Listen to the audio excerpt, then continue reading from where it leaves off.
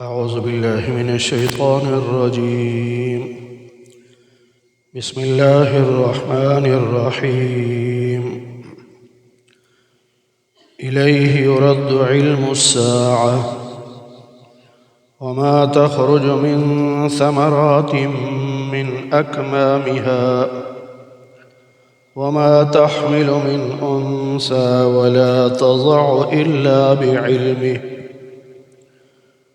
ويوم يناديهم أين شركائي قالوا آذناك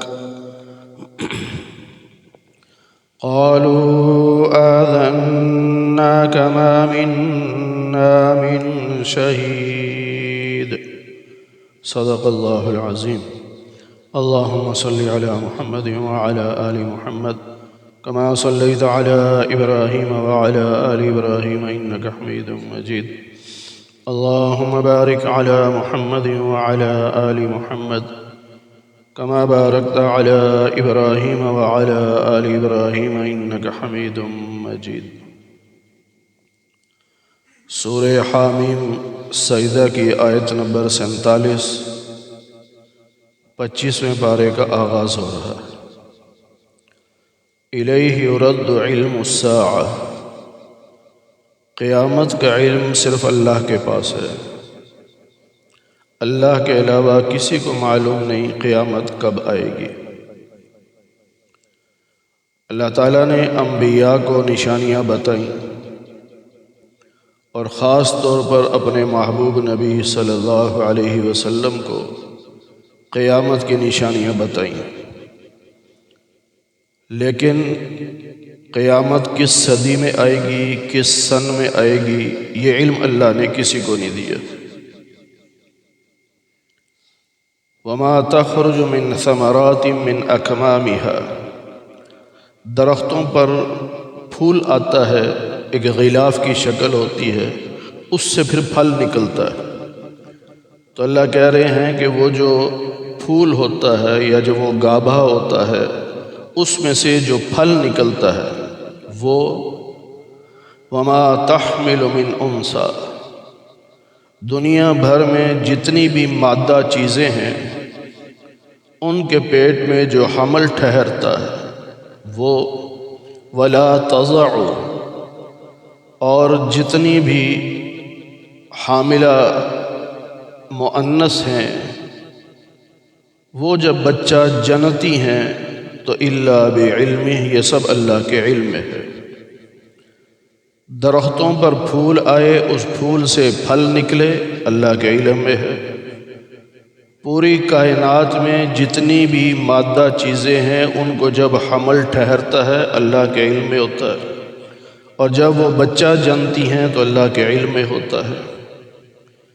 وَيَوْمَ يُنَادِيهِمْ، ان مشرکوں کو اللہ قیامت کے دن بلائے گا اور پھر سوال کرے گا اَيْنَ شُرَكَائِي، کہاں ہیں میرے شریک، یعنی وہ بت کہاں ہیں جن کو تم میرا شریک سمجھتے تھے. تو یہ جواب میں کہیں گے آذناک، اللہ ہم نے آپ کو بتا تو دیا ہے کہ ما منا من شہید، کہ ہم میں سے کوئی اس کی گواہی نہیں دیتا تھا کہ اللہ کا کوئی شریک ہے.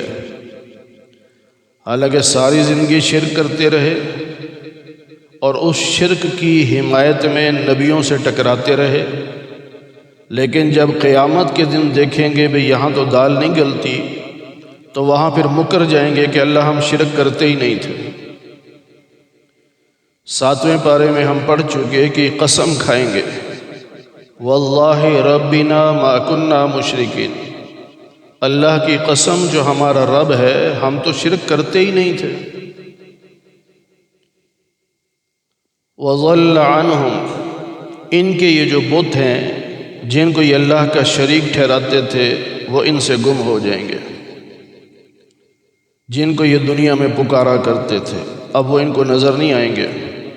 وَظَنُّوا، اور یہ سمجھ جائیں گے کہ ما لَهُم مِّن مَّحِيصٍ، آج چھٹکارا نہیں ہے، آج کہیں چھپنے کی جگہ نہیں ہے، کہیں خلاصی نہیں ہے. آج تو پکڑے گئے۔ اللہ تعالیٰ انسان کے مزاج کو بیان کر رہے ہیں، خاص طور پہ کافر کا مزاج۔ لا یسأم الانسان من دعاء الخیر، بھلائی مانگتے مانگتے انسان نہیں تھکتا، مانگتا رہتا ہے یا اللہ اور دے دے اور دے دے اور دے دے، لیکن اگر کہیں اللہ کی طرف سے تکلیف آ جائے تو فیئوس قنوط، پھر مایوس بھی ہو جاتا ہے، نا امید بھی ہو جاتا ہے، پھر سمجھتا ہے کہ اب میرے حالات ٹھیک نہیں ہوں گے، جبکہ اللہ کہتے ہیں کہ میرے بندوں مایوس نہ ہوا کرو۔ مایوسی کفر ہے، اور کافر مایوس ہوتا ہے، مومن کبھی مایوس نہیں ہوتا۔ مومن سمجھتا ہے کہ جو بھی حالات آ رہے ہیں یہ میرے لیے اللہ کی طرف سے امتحان ہے، اچھے حالات ہوں میں شکر ادا کروں گا، حالات خراب ہو جائیں میں صبر کروں گا، کیونکہ اللہ میرا امتحان لے رہا ہے۔ اور اس لیے نبی پاک صلی اللہ علیہ وسلم نے فرمایا کہ مومن کی ہر حالت خیر ہی خیر ہے۔ دو ہی حالتیں ہوتی ہیں، یا بندہ خوش ہوتا ہے یا پریشان ہوتا ہے، تو دونوں حالتیں مومن کی خیر ہیں، اس لیے کہ حالت اچھی ہو تو شکر کرتا ہے، اللہ شکر پہ ثواب دیتا ہے، حالت خراب ہو تو یہ صبر کرتا ہے، اللہ صبر پہ ثواب دیتا ہے، تو اس کی دونوں حالتیں خیر ہی خیر ہے۔ وَلَئِنْ أَذَقْنَاهُ رَحْمَةً مِنَّا، اگر ہم اس انسان کو اپنی جانب سے رحمت دیں، تکلیف کے بعد، یعنی پہلے تکلیف آئی، بہت گھبرایا پریشان ہوا، پھر ہم نے تکلیف دور کر دی، اپنی رحمت دے دی، تو پھر یہ کیا کہتا ہے؟ ھذا لی، ہاں یہ ہے میرے لیے، یعنی میں اس کے لائق تھا، یہ میرا حق بنتا تھا۔ یہ نہیں کہتا کہ اللہ کا فضل ہے، اللہ نے تکلیف دور کر دی، اللہ کا فضل ہو گیا، نہیں، کہتا ہے یہ میرا حق بنتا تھا۔ اور کہتا ہے کہ وما اظن الساعة قائمہ، میرا نہیں خیال کہ قیامت آئے گی، قیامت کا انکار کرتا ہے۔ اور پھر کہتا ہے کہ وَلَئِن رُجِعْتُ إِلَىٰ رَبِّي، اگر بالفرض میں رب کی طرف لوٹایا گیا تو إِنَّ لِي عِندَهُ لَلْحُسْنَىٰ، تو اللہ کے ہاں بھی مجھے بھلائیاں ملیں گی۔ یہ کافر کہتا ہے حالات خراب ہوں اور پھر اللہ ٹھیک کر دے تو بجائے شکر ادا کرنے کے تکبر کرتا ہے اور کہتا ہے میرا یہ حق بنتا تھا، میں اسی لائق تھا، اور پھر قیامت کا انکار کرتا ہے، پھر کہتا ہے اگر قیامت آئی بھی تو وہاں بھی بھلائی مجھے ملے گی، کیونکہ دنیا میں بھلائیاں میرے پاس ہیں۔ یہ مشرکین مکہ کے سردار کہا کرتے تھے، خاص طور پہ ولید بن مغیرہ، اس کو اللہ نے 10 بیٹے دیے تھے اور بہت باغات تھے اس کے، جو اس دور میں 1 کروڑ روپیہ اس کی ماہانہ آمدنی تھی، سالانہ آمدنی 1 کروڑ روپیہ۔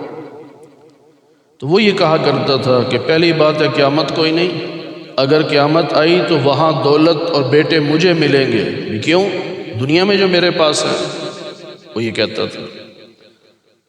اللہ کہتے ہیں فَلَنُنَبِّئَنَّ الَّذِينَ كَفَرُوا بِمَا عَمِلُوا، ہم کافروں کو بتائیں گے کہ تم کیا عمل کرتے رہے ہو دنیا میں، وَلَنُذِيقَنَّهُم مِّنْ عَذَابٍ غَلِيظٍ، اور پھر ہم انہیں سخت عذاب دیں گے۔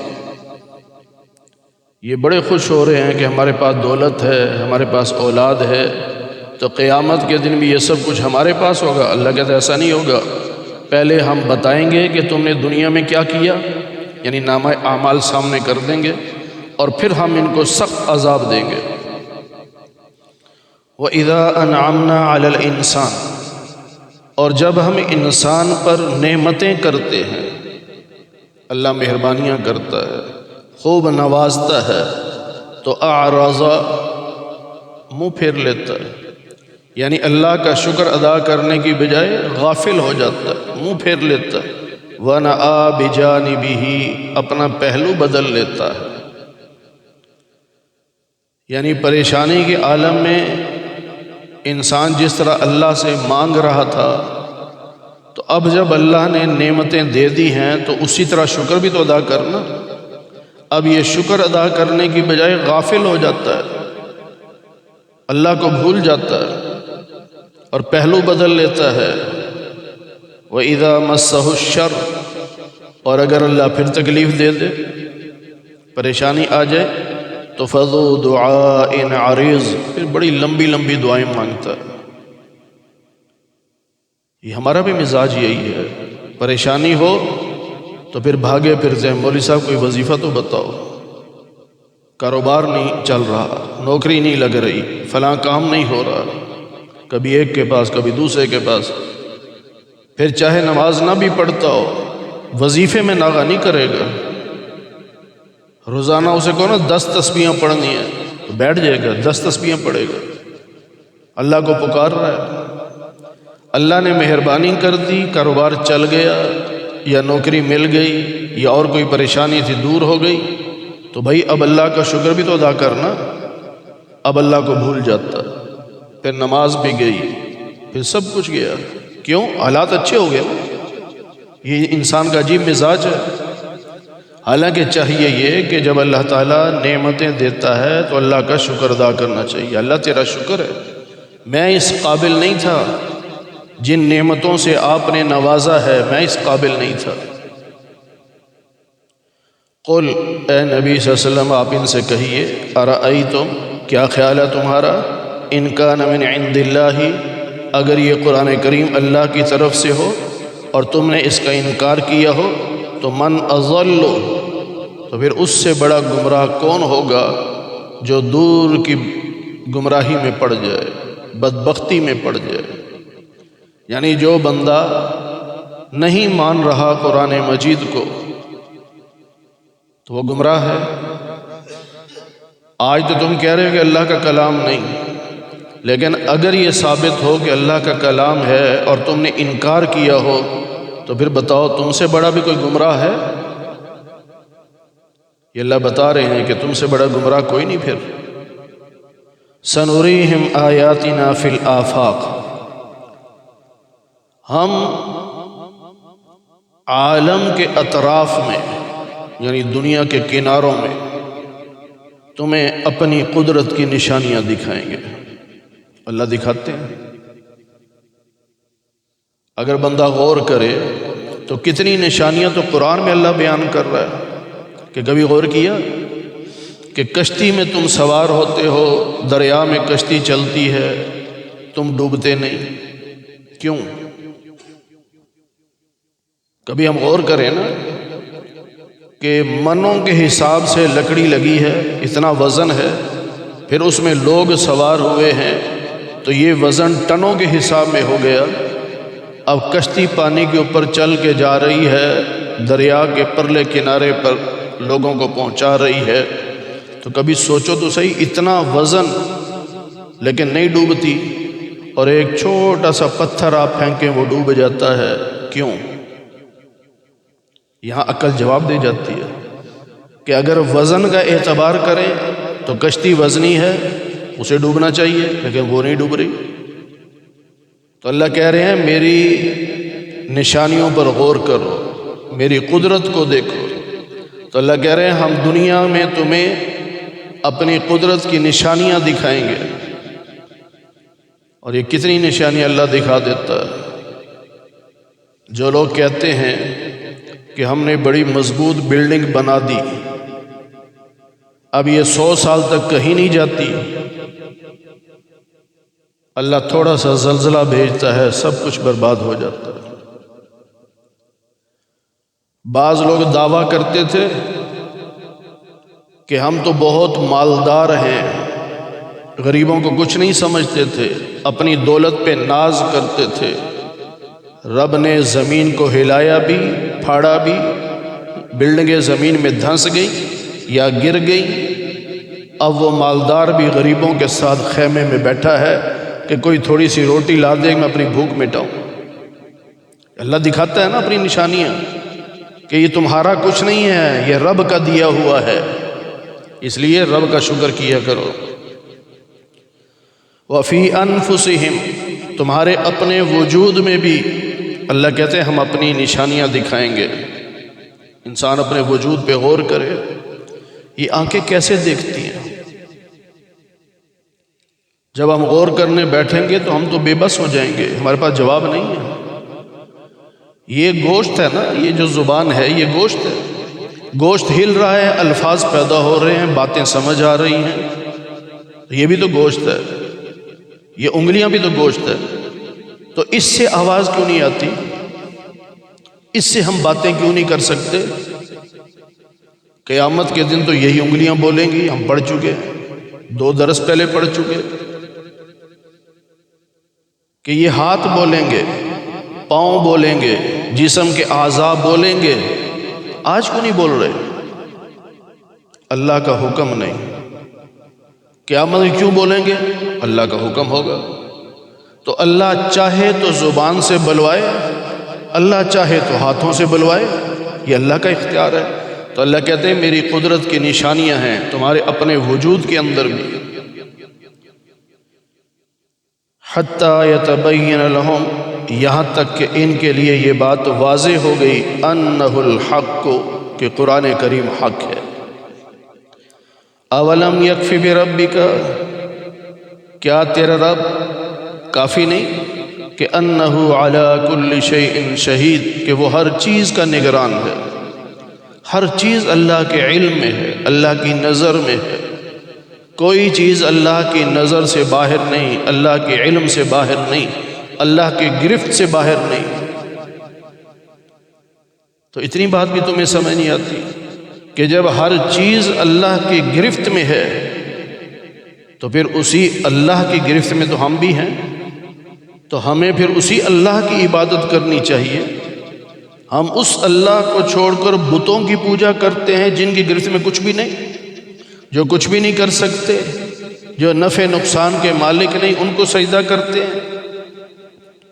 الا سن لو، انہم فی مریۃ، یہ جو مشرک لوگ ہیں، کافر لوگ ہیں، یہ شک میں پڑے ہوئے ہیں، من لقاء ربہم، اپنے رب کی ملاقات کے بارے میں، یعنی قیامت کے بارے میں شک میں ہیں کہ پتہ نہیں قیامت ہے نہیں ہے، شک میں پڑے ہوئے۔